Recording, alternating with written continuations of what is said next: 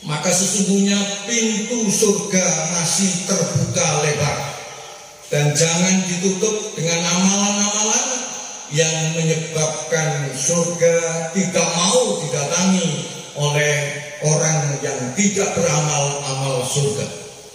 Begitu juga pintu neraka masih tertutup selama kita tetap menjauhi perbuatan-perbuatan haram yang dilarang oleh Allah, sehingga neraka tetap tertutup.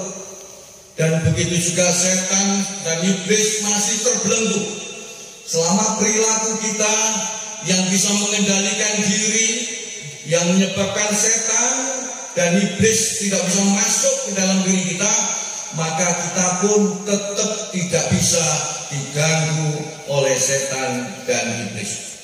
Allahu Akbar, Allahu Akbar, walillahil hamd.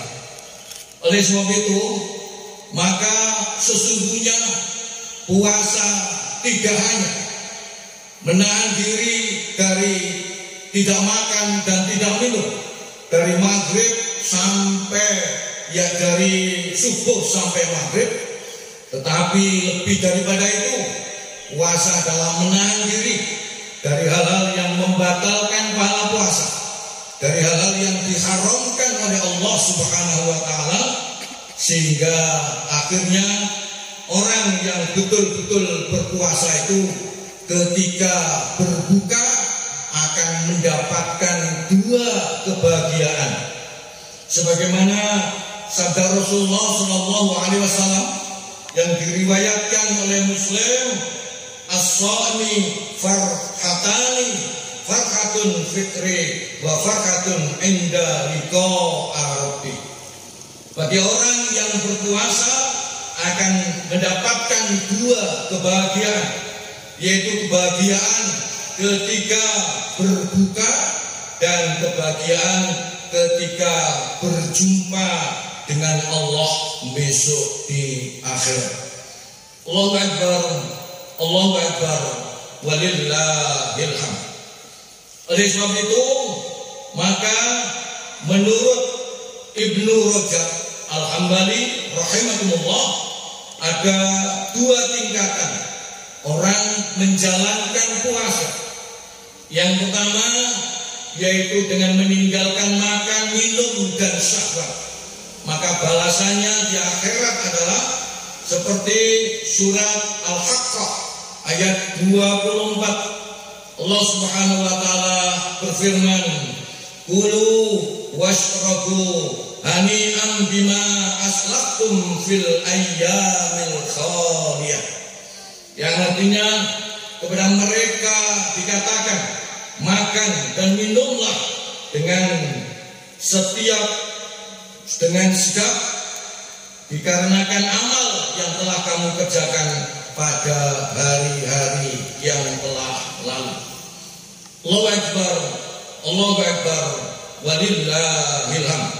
Tingkatan yang kedua adalah yaitu dengan menahan diri dari berbagai hal yang Allah haramkan.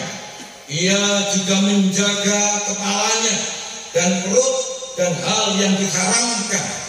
Ia juga mengingat kematian, lalu selalu berusaha untuk taubat kepada Allah dan meninggalkan perhiasan dunia.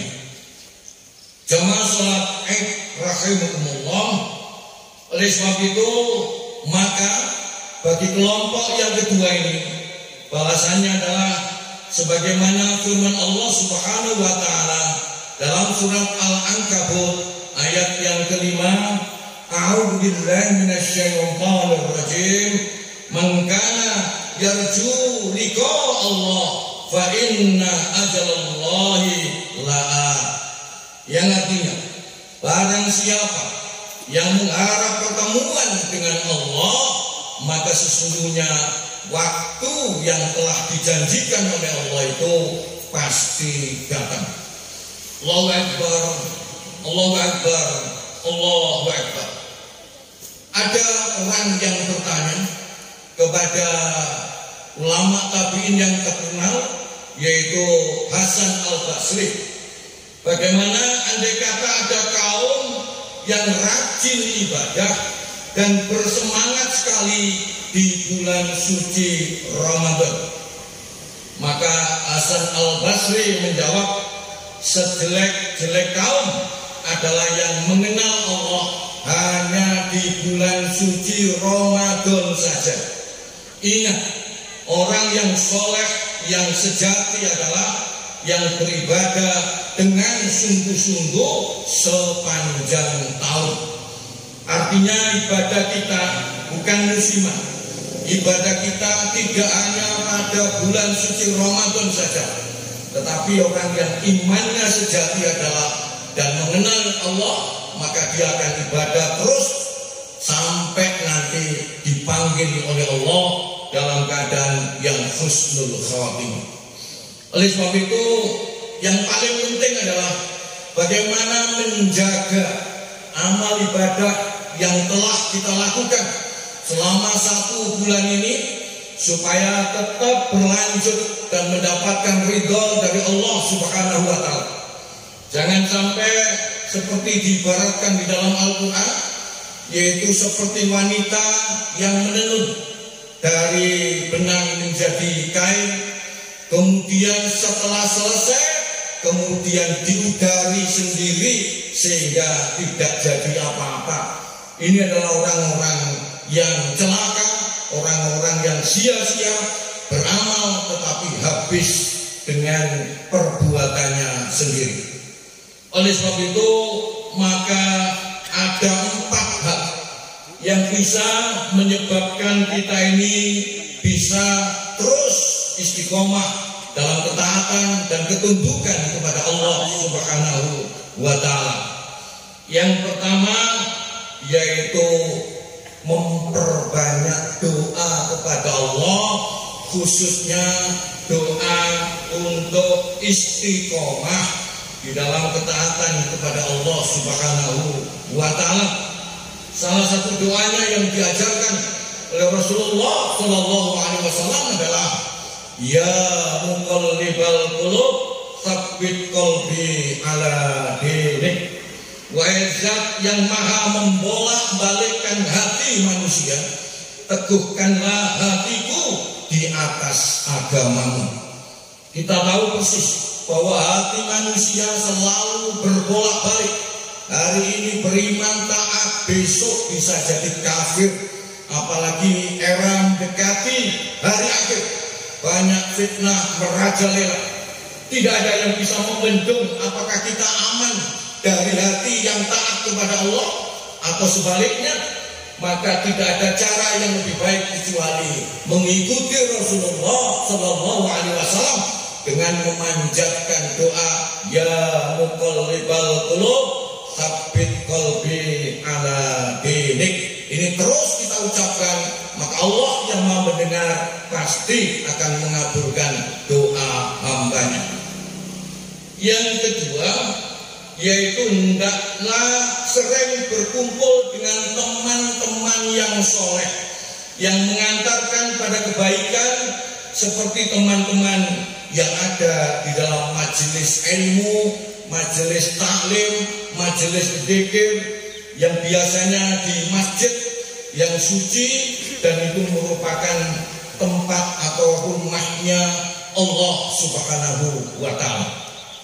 Jamaah sholat Id rahimakumullah, mencari teman yang soleh atau kumpulono wong kang soleh ini ibarat kalau kita berteman dengan penjual minyak wangi, maka setidaknya badan kita akan terasa wangi karena kena semprotannya atau kena percikannya, sehingga menyebabkan keberkahan di mana kita ini akan menjadi sesuatu yang indah dan disenangi karena bau kita adalah wangi. Dan salah satu yang disukai oleh Rasulullah dari 3 hal adalah yaitu mengasap badannya dengan wangi-wangian, dengan kayu yang dibakar, kemudian akhirnya asapnya itu dipakai oleh Rasulullah untuk mewangikan badannya. Maka siapa yang berteman dengan orang yang soleh, lebih hebat lagi besok di akhirat. Ketika Allah sudah menjalankan hisab, ada yang masuk surga, ada yang masuk neraka. Ketika yang masuk surga ini dia punya teman, kemudian dia sudah biasa mengikuti majelis ilmu, majelis dzikir, majelis taklim dengan temannya, maka ketika dia melihat temannya tidak ada di dalam surga, dia akan bertanya kepada Allah, ya Allah, mana temanku si fulan yang biasanya bersama-sama dengan aku dalam ibadah dan ketaatan kepadamu?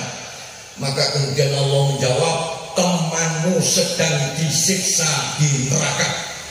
Maka teman yang soleh ini kemudian mengatakan, ya Allah, sungguh kebahagiaanku tidak akan sempurna sebelum engkau mendatangkan temanku untuk datang ke surga bersama-sama aku. Maka Allah meridhoi syafaatnya, maka Allah meridhoi apa yang dia inginkan, dan itulah penolong dari orang-orang yang soleh. Jangan kita mencari teman-teman yang tidak soleh, yang itu ibarat kita berkumpul dengan penjual minyak gas, baunya akan sangat tidak nyaman, tidak enak, dan juga akan menyeret manusia itu ke dalam api neraka. Allahu Akbar, Allahu Akbar, Allahu Akbar, walillahil hamd. Yang ketiga, yaitu beribadah yang ajak atau yang istiqomah walaupun tidak banyak.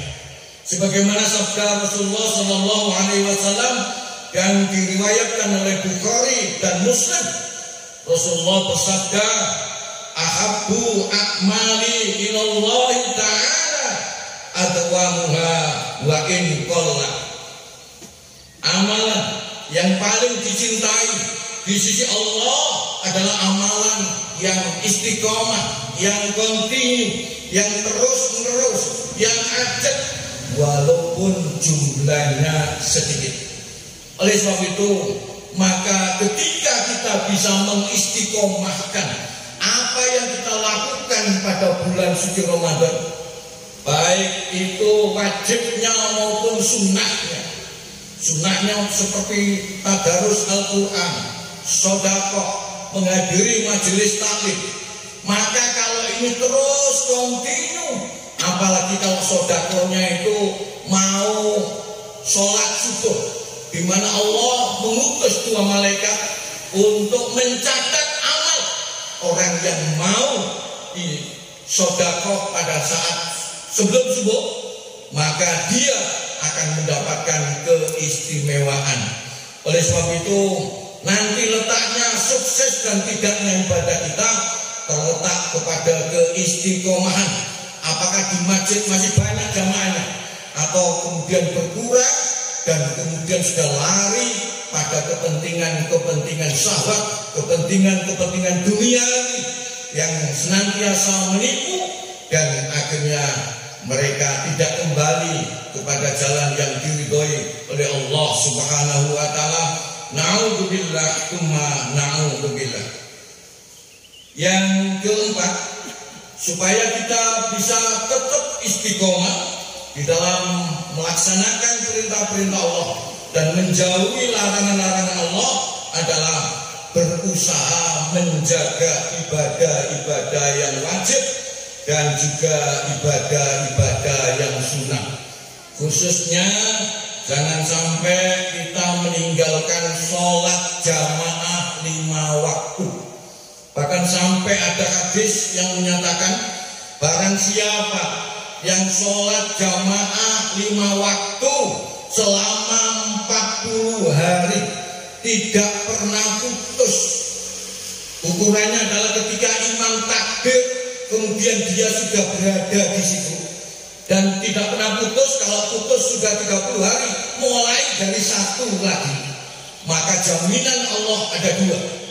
Yang pertama, dia akan dijauhi dari azab neraka. Artinya dipastikan orang ini akan masuk surga. Dan yang kedua, dia akan dijauhi dari penyakit yang sekarang sedang merajalela, yaitu penyakit munafik. Tentu kita harus berusaha untuk bisa melakukan kunci dari semua keistiqomahan ini, yaitu jamaah 40 hari tanpa putus. Kalau kita sudah melaksanakan, insya Allah nanti kemudahan di dalam ketaatan, di dalam ketakwaan, di dalam berjamaah, dalam sedekah, dalam amar ma'ruf nahi munkar, semua akan dipermudah oleh Allah Subhanahu wa taala. Oleh sebab itu, maka 4 hal inilah yang harus kita jaga setelah kita masuk pada bulan Syawal, dan semoga apa yang telah kita lakukan semua diterima oleh Allah Subhanahu wa taala. Semua dosa-dosa kita diampuni oleh Allah Subhanahu wa taala. Tobat-tobat kita diterima oleh Allah Subhanahu wa taala, dan kita dijadikan hambanya yang muttaqin, yang dijanjikan oleh Allah, yaitu aiddat lil muttaqin, disediakan bagi orang-orang yang bertakwa, yaitu surga Jannatun Naim. Marilah kita tutup khutbah ini dengan berdoa kepada Allah Subhanahu wa taala. Mudah-mudahan semua ikhtiar kita benar-benar diridhoi oleh Allah Subhanahu wa taala. A'udzu billahi minasyaitonir rajim. Hamdan yuwafi ni'amahu wa yukafi'u mazidah. Ya Rabbana lakal hamdu kama yanbaghi li jalali wajhika 'azimi wa sultanik. Walhamdulillahi rabbil alamin. Allahumma ighfir lil muslimina wal muslimat wal mu'minina wal mu'minat al ahya'i minhum wal amwat, innaka sami'un qaribun mujibud da'wat wa ya qadiyal hajat. Allahumma a'izzal islam wal muslimin wa adhil syirka wal musyrikin wa dhammir a'da'aka ad-din. Allahumma ja'al Indonesia aminatan mutmainnah. Allahumma ja'al Indonesia aminatan mutmainnah. Allahumma ja'al Indonesia aminatan mutmainnah bi rahmatika ya arhamar rahimin. Allahumma a'inna ala dzikrika wa syukrika wa husni ibadatik. Allahumma inna nas'aluka al-huda wa tuqa wal afafa wal ghina. Allahumma arinal haqqa haqqan warzuqna ittiba'ah wa arinal batila batilan warzuqna ijtinabah. Allahumma ansurna Palestin. Allahumma ansurna Palestin. Allahumma ansur Palestin. Allahumma ansur Palestin. Rabbana atina fid dunya hasanah wa fil akhirati hasanah wa qina adzabannar wa adkhilna jannata ma'al abrar ya aziz ya ghaffar ya rabbal alamin. Subhana rabbika rabbil izzati amma yasifun wassalamun 'alal mursalin walhamdulillahi rabbil alamin. Allahu akbar, Allahu akbar, Allahu akbar. Wal aqibatu lil muttaqin. Wassalamu alaikum warahmatullahi wabarakatuh.